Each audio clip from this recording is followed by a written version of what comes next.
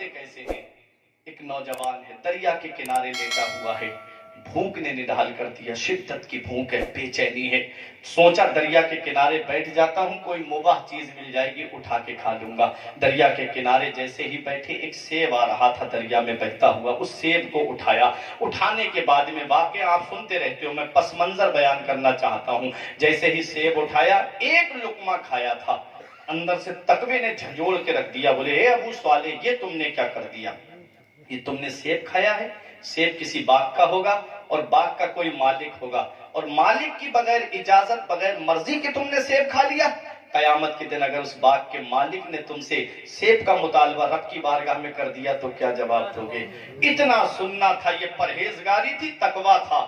हालांकि दरिया में बहता हुआ सेब आ रहा था, खा लिया, उसमें कोई मकरू तो है, कराहियत है, लेकिन कोई हराम नहीं है। गौसे आजम के वालिद हैं, तड़प गए, कहते अबू स्वाले क्या जवाब दोगे कयामत में अपने रब को? फौरन दरिया के किनारे चलने लगे, कई मील का सफर पैदल किया और चल करके एक बाग में पहुंचे जिसकी शाखें दरिया पे लटक रही थी और सेब टूट टूट करके गिर रहे थे। समझ गए इसी बाग का ये सेब होगा। अंदर गए, जाकर के एक बुजुर्ग को बैठे देखा, उनको सलाम किया, बुजुर्ग ने सलाम का जवाब दिया। कहो नौजवान कैसे आना हुआ? कहते हुजूर मैंने आपके बाग का एक सेब खा लिया है, कि मैं उसकी माफी के लिए आया हूं। मैं आपके घर पे अचानक आ जाऊं तो आप मुझसे पूछोगे कि नहीं मौलाना साहब कहां से आए हो? तो उन बुजुर्ग ने भी पूछा कहां से आ रहे हो नौजवान? कहते मैं इतने मील का सफर करके आ रहा हूं। उस दौर में जो है सवारियों का इतना इंतजाम नहीं था, पैदल ज्यादा चला करते थे। कहा इतनी दूर से पैदल चल के मेरे बाग में आया है सिर्फ एक सेब की माफी के लिए। समझ गए ये कोई मामूली शख्सियत नहीं है,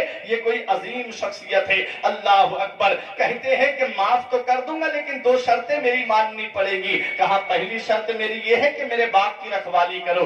अल मुख्तसर ये कि कई साल तक बाग की रखवाली करते रहे। बोले जब बाग की रखवाली का वक्त पूरा हो गया, तकवे का आलम देखें, परहेजगारी का आलम देखें। एक दिन गौसे आजम के नाना के कुछ मेहमान आए, कहते हैं हमें फल खिलाइए, अपने बाग के सेब खिलाइए। आपने गौसे आजम के वालिद को हुक्म दिया बेटा सेब तोड़ के लाओ। जब वो सेब तोड़ करके लाए, सामने रखे, तो मेहमान जिस सेब को खाएं, कोई फीका निकल जाए, कोई कड़वा निकल जाए, कोई बदमजा निकल जाए। तो मेहमानों ने कहा कैसा नौकर तुमने बाग में रखा है, इसे ये भी नहीं पता कि कौन से पेड़ पे मीठा फल आता है, कौन से पे खट्टा आता है। तो गौसे आजम के नाना ने कहा अबू स्वाले बेटा तुम्हें अभी तक पता नहीं चला मेरे बाग में कौन से पेड़ पे मीठा सेब आता है, कौन से पे फीका आता है?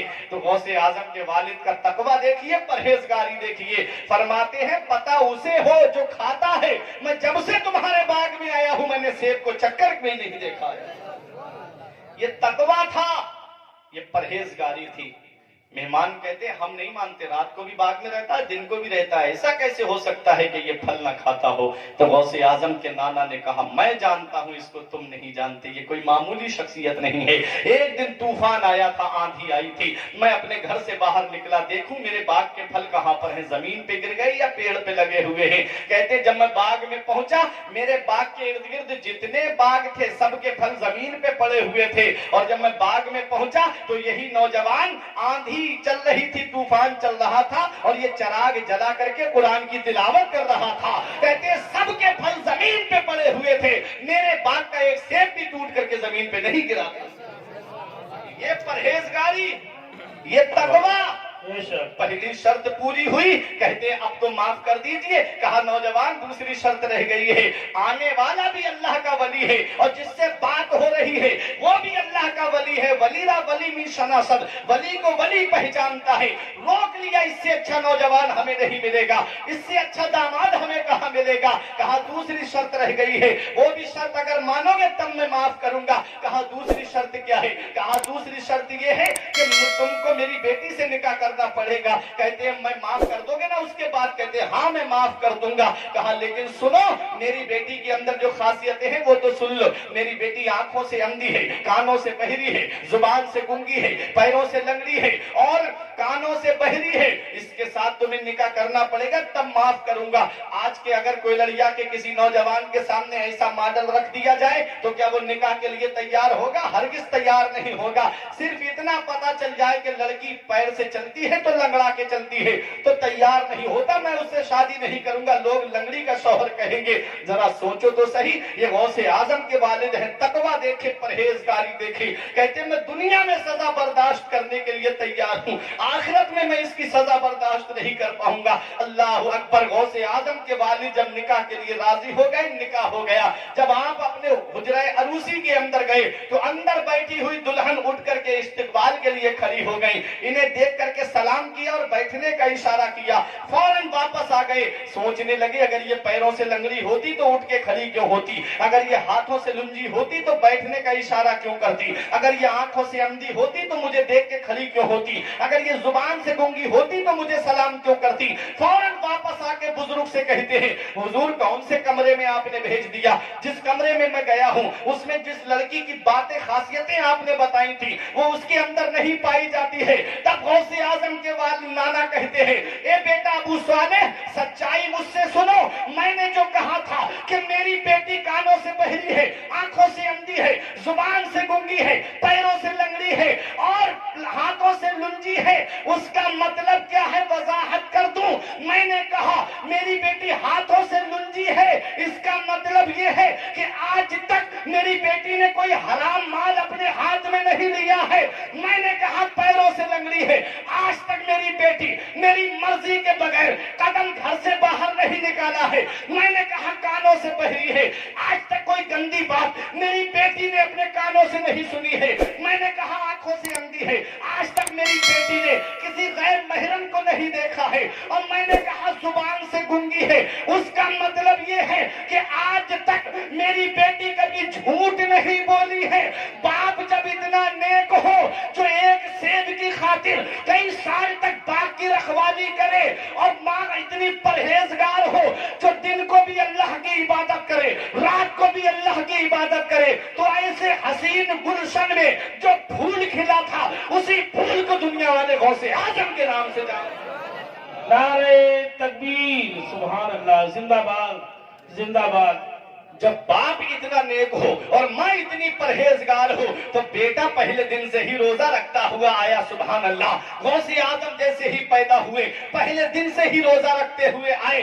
कोयलरिया वालों क्या समझे, जब बाप नेक होता है और जब माँ नेक होती है तो औलाद भी परहेजगार होती है। अरे जब बाप कुरान पढ़ने वाला हो और माँ कुरान पढ़ने वाली हो, बाप वो हो जो अल्लाह की इबादत इस हाल में करे कि जब मौला अली के पैर में तीर लग जाए, सहाबा तीर को निकाले तो दर्द होने लगे, कहीं की नमाज पढ़िए। जब अली शेरे खुदा नमाज पढ़ने खड़े हुए, पैर से तीर निकाल लिया, उन्हें पता भी नहीं चला, नमाज पढ़ के फारिग हुए, फरमाते हैं खुदा की कसम मेरे पैर से तीर निकल गया, मुझे पता भी नहीं चला।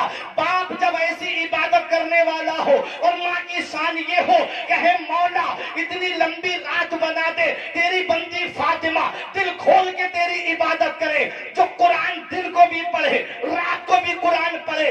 बाप का आलम ये हो कि जो अपने हुजरे से निकले अपनी सवारी तक पहुंचने तक पूरा कुरान मुकम्मल फरमा ले। और माँ की शान ये है कि जो दिन को भी कुरान पढ़े रात को भी कुरान पढ़े, तो उसके शिकम से जो बच्चा दुनिया में आया था, अरे जब माँ कुरान पढ़ने वाली होती है, जब माँ कुरान की तिलावत करने वाली हजरत फातिमा होती है, तो बेटा नेज़े पे चढ़ के कुरान सुनाने वाला हुसैन होता है। जिंदाबाद जिंदाबाद। तो ये है, आज ये तो हमने सोच रखा है, हम चाहे कितनी भी चोरी और डकैती करें हमारी औलाद नेक हो जाएगी, हम चाहे कितना भी जिना और शराब के अड्डों को आबाद करें हमारी औलाद परहेजगार हो जाएगी, हम चाहे कितना भी खैनी और गुटखा खाएं मेरी औलाद गुटखे को हाथ नहीं लगाएगी, हम चाहे कितनी भी सिगरेट पिए मेरी औलाद सिगरेट को हाथ नहीं लगाएगी। इतना याद रखना प्यारे मुसलमानों, गेहूं के पेड़ पे गेहूं आता है, जौ के पेड़ पे जौ आता है, आम के पेड़ पे आम आता है, लीची के पेड़ पे लीची आती है। मैंने कभी ऐसा नहीं सुना कि मैंने फसल गेहूं की बोई हो और उसमें से धान उगाया हो, मैंने कभी ऐसा नहीं सुना कि मैंने केले का दरख्त लगाया हो और उस पर से सेब फल गया हो। इतना याद रखो प्यारे मुसलमानों, आज हम मन की गुलामी करते हैं। अल्लाह का कानून चलता है, बंदे का कानून नहीं चलता है। अल्लाह का कानून है गेहूं के पेड़ पे गेहूं आए, जौ के पेड़ पे जौ आए, आम के पेड़ पे आम आए, लीची के पेड़ पे लीची आए। देखो बच्चे का जहन सादा कागज की तरह होता है, बच्चे का जहन खाली बोतल की तरह होता है। चाहो तो खाली बोतल में शराब भर दो, चाहो तो खाली बोतल में पानी भर दो, चाहो तो खाली बोतल में दूध डाल दो, चाहो तो सादा कागज पे गाने लिख दो, चाहो तो सादा कागज पे कलमा शरीफ लिख दो। ये बच्चों का जहन सादा कागज की तरह होता है। आज अगर बच्चों के सामने कुरान पढ़ोगे तो बच्चे कुरान पढ़ते हुए नजर आएंगे, बच्चों के सामने कलमा शरीफ पढ़ोगे तो बच्चे कलमा शरीफ पढ़ते हुए नजर आएंगे। और जब वहां बैठ करके गाने खुद सुनोगे तो बच्चे भी तो गाने सुनते हुए नजर आएंगे। जब उन्हें कार्टून दिखाओगे तो बच्चे कार्टून देखते हुए नजर आएंगे। जब उन्हें फिल्मी सीरियल दिखाओगे तो बच्चे फिल्मी सीरियल देख करके उन्हीं की तरह एक्टिंग करते हुए नजर आएंगे। इतना याद रखना प्यारे मुसलमानों, मदीने वाले मुस्तफा ने तुम्हें क्या पैगाम दिया है, नबी ने तुम्हें क्या दर्स दिया है। हदीस पाक क्या कहती है, नबी फरमाते हैं अद्दिबू औलादकुम मिन सलासे खिसाल। नबी इरशाद फरमाते हैं अपनी औलाद को 3 बातें सिखाओ। ये हक है माँ बाप के ऊपर के औलाद को ये 3 बातें सिखाए। ये मदीने वाले मुस्तफा फरमाते हैं। और इमाम गजाली फरमाते हैं अगर औलाद को दीनी तालीम नहीं दी, कुरान की तालीम नहीं दी, तो ये औलाद कयामत में अपने बाप को रब की बारगाह में पकड़ करके लाएगी और कहेगी मेरे मौला मेरा बाप मुझे भूखा रखता, मेरा बाप मुझे नंगा रखता, ये मेरे लिए बेहतर था उससे जो इसने मुझे जाहिल रखा है, जो इसने मुझे तालीम नहीं दी है। आज हमारे बच्चे तालीम से दूर हैं, आज हमारे बच्चे एजुकेशन से दूर हैं, आज हमारे बच्चे शिक्षा से दूर हैं, आज हमारे बच्चे दीनी तालीम से दूर हैं। ये 70 साल की मेहनत है उनकी जो आज हमारे ऊपर रंग लेकर के आई है। 70 साल से मेहनत कर रहे थे,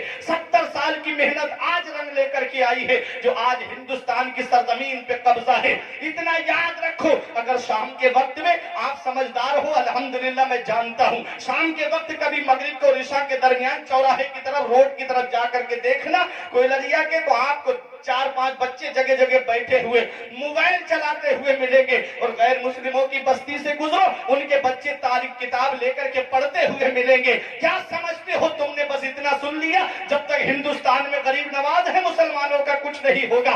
तुमने इतना सुन लिया, मेरे कौम के भोले भाले शायरों ने तुम्हें पैगाम दे दिया, हाथ उठाओगे जन्नत मिल जाएगी, हाथ उठा के बोलोगे तो जन्नत मिल जाएगी।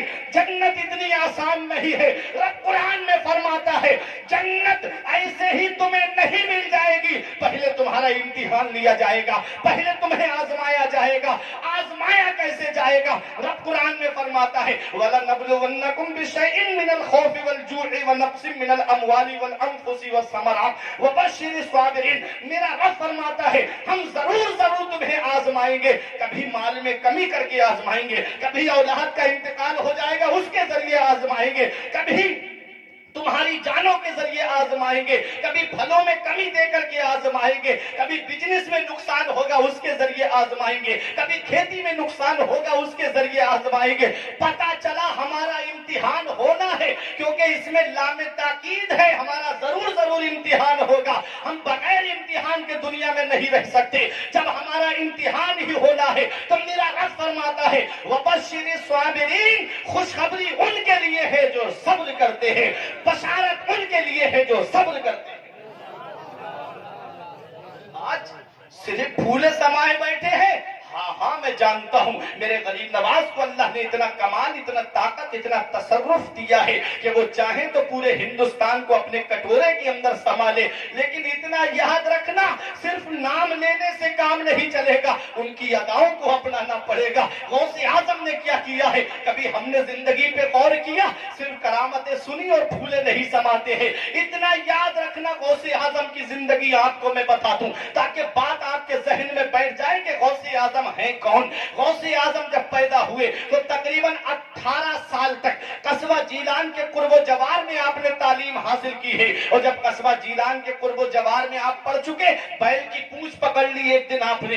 बैल इंसानी आवाज में कहता है अब्दुल कादिर तुम्हें अल्लाह ने खेलने के लिए पैदा नहीं किया है। आप घर पे आए, मकान की छत पे चढ़े। शेख अब्दुल हक मुहद्दिस देहलवी लिखते हैं कि अल्लाह ने सारे पर्दे हटा दिए गौसे आजम की नजर से। आप कस्बा जीलान में खड़े होकर के मैदान अराफात को साफ देख دیکھ رہے تھے, خانہ کعبہ کا دیدار کر رہے تھے. نیچے آئے, امی سے کہا امی اب اجازت دے دو, میں علم دین حاصل کرنے کے لیے بغداد جانا چاہتا ہوں. پہلے کی مائیں تھی جو اپنے بچوں کو مدرسے میں بھیجتی تھی, پہلے کی مائیں تھی جو اپنے بچوں کو قرآن کی تعلیم دیتی تھی, پہلے کی مائیں تھی جو اپنے بچوں کو دینی تعلیم دیتی تھی, جو کہ جانتی تھی تہذیب مدرسے سے ملے گی, تمدن مدرسے سے ملے گا, اخلاق مدرسے سے ملے گا, زندگی جینے کا سلیقہ مدرسے سے ملے گا, بڑوں کا کیسے ادب کرنا ہے یہ درس ملے گا تو مدرسے سے ملے گا. وَمَن لَمْ يُعَقِّرْ كَبِيرَنَا وَمَن لَمْ يَشْفِ صَغِيرَنَا فَلَيْسَ مِنَّا. نبی فرماتے جو اپنے سے بڑے کا ادب نہ کرے, اپنے سے چھوٹے پہ شفقت نہ کرے, وہ ہم میں سے نہیں ہے. مجھے پیغام کہاں ملے گا؟ یہ مدرسے میں ملے گا. اور میرے آقا حضور صلی اللہ علیہ وسلم کا وہ فرمان عالی شان کہ مومن آپس میں بھائی بھائی ہیں, اگر ان میں ناراضگی ہو جائے تو ان کے درمیان صلح کرا دو. یہ پیغام ملے گا تو مدرسے سے ملے گا. آج برادریوں میں بٹنے والوں, سلاسل میں بٹنے والوں, پیروں کے نام پہ بٹنے والوں, اگر یہ تمام اختلافات کو ختم کرنے کا جو سبق ملتا ہے, قرآن کی آیت پڑھائی جاتی ہے انما اکرمکم عند اللہ اتقاکم, کہ اللہ کی بارگاہ میں کوئی برادری والا عزت والا نہیں ہے, وہ عزت والا ہے جو سب سے زیادہ پرہیزگار ہے. سبحان اللہ. نعرہ تکبیر, نعرہ رسالت, جشن عید میلاد النبی, جشن غوث الورا مولانا فرقان صاحب منظری. سبحان اللہ, سبحان انما میرا رب فرماتا ہے 16ویں پارے میں, مومن آپس میں بھائی بھائی ہیں. فَأَصْلِحُوا بَيْنَ أَخَوَيْكُمْ, اگر ناراضگی ہو جائے آپس میں تو ان کے درمیان صلح کرا دو, انہیں گلے ملوا دو, ان کا معانقہ کرا دو, ان کا مصافحہ کرا دو. کیا آج ہم اس پہ غور کرتے؟ صرف کرامت سن لی, پھولے نہیں سما رہے. ڈاکٹر اقبال کہتے ہیں چوں بگویم مسلمانم بلرزم, چوں بگویم مسلمانم بلرزم, جب میں کہتا ہوں میں مسلمان ہوں تو کانپنے لگتا ہوں. کہ دانم راز لا الہ راہ, کہ میں کلمہ شریف کے راز کو جانتا ہوں. کلمہ شریف پڑھ لیا, آپ کیا سمجھتے ہو کہ آپ اسی پہ جنت مل جائے گی؟ اس کے لوازمات ہیں, اس کے کچھ اغراض و مقاصد ہیں. صرف مسلمان کہہ لینا, صرف گوشت کھانے, بوٹی نوچنے اور روٹی کھانے کا نام مسلمان نہیں ہے. مسلمان کہتے کس کو ہے؟ میرے آقا فرماتے ہیں المسلم من سلم المسلمون من لسانہ و یدہ, مسلمان وہ ہے جس کے ہاتھ سے اور زبان سے دوسرے مسلمان محفوظ ہیں, جو نہ ہاتھ سے کسی مسلمان کو تکلیف دے اور نہ زبان سے کسی مسلمان کو تکلیف دے. ہماری زندگی شام ہو تو گالیاں بک رہے ہیں, صبح ہو تو گالیاں بک رہے ہیں, ایک دوسرے کی برائیاں, غیبت, چغلی, غلط مقدمات میں پھنسانا.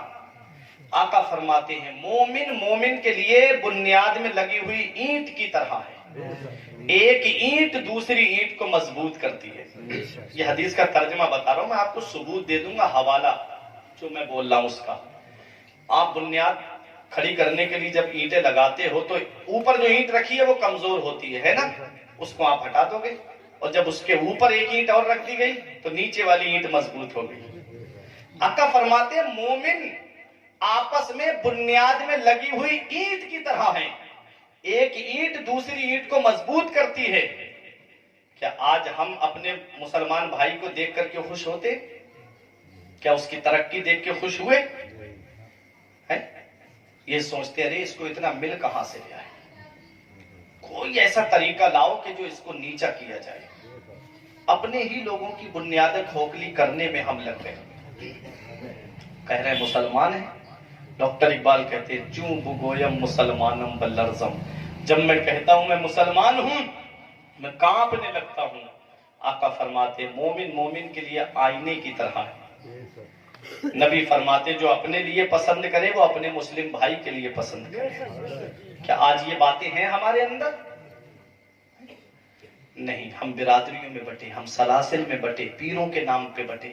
اتنا یاد رکھنا سب سے بڑا پیر ہمارے آقا حضور صلی اللہ علیہ وسلم ہے.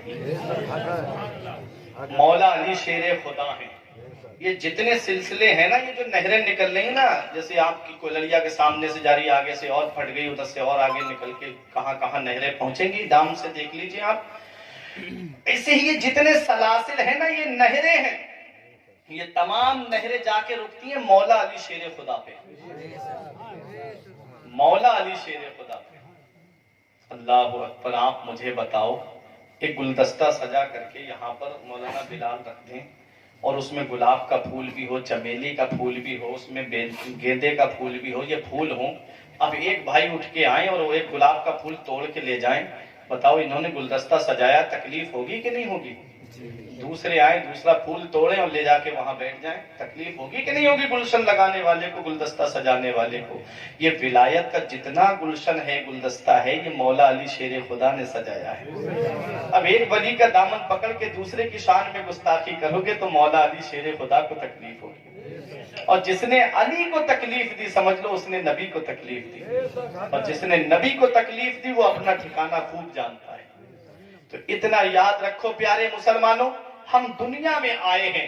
یہ اولیاء کرام جو آئے ہیں، یہ آپ کو ایک مثال سے اور سمجھا دوں تاکہ بات ذہن میں بیٹھ جائے. پتہ نہیں کم ملاقات ہوگی ہماری اور آپ کی.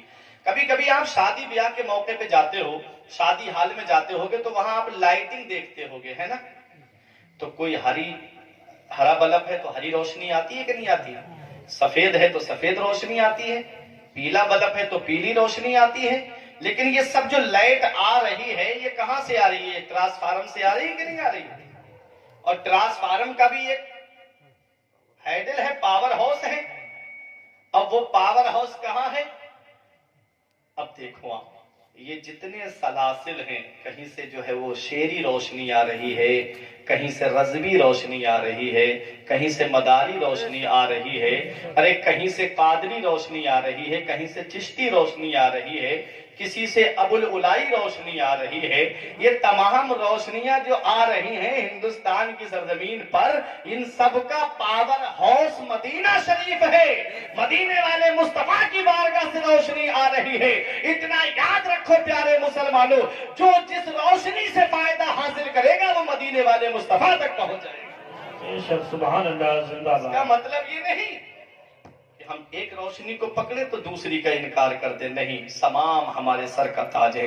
ہمارے چہرے اس لائق نہیں، ہمارا منہ اس لائق نہیں کہ ہم ان ولیوں کے نام بھی لے پائے. ایسی پاک ہستیاں ہیں اور ہم ان کی شان میں گستاخیاں کرتے نظر آئیں. آؤ ذرا دیکھو، صرف واقعہ سننے سے، کرامت سننے سے کام نہیں چلے گا. ذرا ان کی زندگی کو دیکھیں آپ کیسے زندگی گزاری ہے. غوث اعظم جب پیدائشی ولی ہیں، غوث اعظم جب مادرزاد ولی ہیں، تو انہیں مدرسہ پڑھنے کی کیا ضرورت تھی؟ انہیں دین حاصل کرنے کی کیا ضرورت تھی؟ ارے غوث اعظم صرف ولی ہی نہیں ہے بلکہ ولی گر ہے. جب تک کوئی ولی بنتا ہی نہیں ہے، جب تک غوث اعظم کے دستخط نہیں ہو جاتے ہیں. تو اتنی بڑی شخصیت نے علم حاصل کر کے مدرسے میں، تعلیم حاصل کر کے مدرسے میں دنیا والوں کو یہ پیغام دے دیا کہ سرفرازی علم سے ملتی ہے، سربلندی علم سے ملتی ہے، بلند رتبہ علم سے ملتا ہے، بلند مقام علم سے ملتا ہے. اگر علم تمہارے پاس ہے، لوگ تمہاری عزت کریں گے. تعلیم تمہارے پاس ہے، لوگ تمہاری عزت کریں گے. اگر ایجوکیشن تمہارے پاس ہے تو لوگ تمہاری عزت کریں گے. اگر شکشا تمہارے پاس ہے تو لوگ تمہاری عزت کریں گے.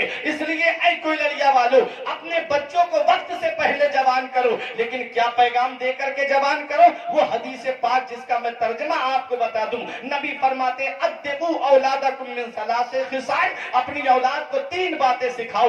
حب نبیکم، اپنے نبی کی محبت سکھاؤ. اپنے نبی کی محبت ان کے دل میں ڈال دو، نبی کا پیار ان کے دل میں ڈال دو، نبی کا عشق ان کے دل میں ڈال دو. جب نبی کا عشق ان کے دل میں ہوگا، جب نبی کی محبت ان کے دل میں ہوگی، وقت کی کوئی بھی آندھی جو ہے وہ ان کے ایمان کو نہیں ڈگمگا پائے گی. اس لیے ان کے دل میں اپنے نبی کی محبت ڈال دو. اور نبی کی محبت کے بعد آقا فرماتے وہ حب اہل بیتکم، اور میرے حب اہل بیتی، اور میرے اہل بیت کی محبت ان کے دل میں ڈال دوں، میرے خاندان کی محبت ان کے دل میں ڈال دوں، میرے گھر والوں کی محبت ان کے دل میں ڈال دوں، میرے علی کی محبت ان کے دل میں ڈال دوں، میری فاطمہ کی محبت ان کے دل میں ڈال دوں، میرے حسن کی محبت ان کے دل میں ڈال دوں، میرے حسین کی محبت ان کے دل میں ڈال دوں، قیامت تک آنے والے سادات کرام کی محبت ان کے دل میں ڈال دو۔ اور آخر میں نبی فرماتے ہیں وَقِرَاتِ الْقُرْآنِ، اور اپنی اولاد کو قرآن کی تعلیم دو، قرآن کی محبت اپنی اولاد کے دل میں ڈالو۔ قرآن کی تعلیم ہم نے دی اپنی اولاد کو، اتنا یاد رکھو میرے بزرگوں، آپ بتاؤ جو اولاد آج آپ سے بات کرنے کے لیے تیار نہیں، گھنٹوں موبائل چلائے، وہ آپ سے بات نہ کرے، کیا امید کرتے ہو کہ مرنے کے بعد قبر میں جا کر کے وہ تمہاری قبر پہ فاتحہ پڑھے گی؟ جو اولاد دنیا میں کام نہیں آتی وہ قبر پہ جا کر کے کیا فاتحہ پڑھے گی؟ جو 2.5 گھنٹے کی فلمیں بیٹھ کے کمرے میں دیکھ لے اور 10 منٹ باپ سے بات کرنے کے لیے تیار نہ ہو، وہ کیا امید رکھتے ہو کہ قبر پہ جا کر کے فاتحہ پڑھے گی؟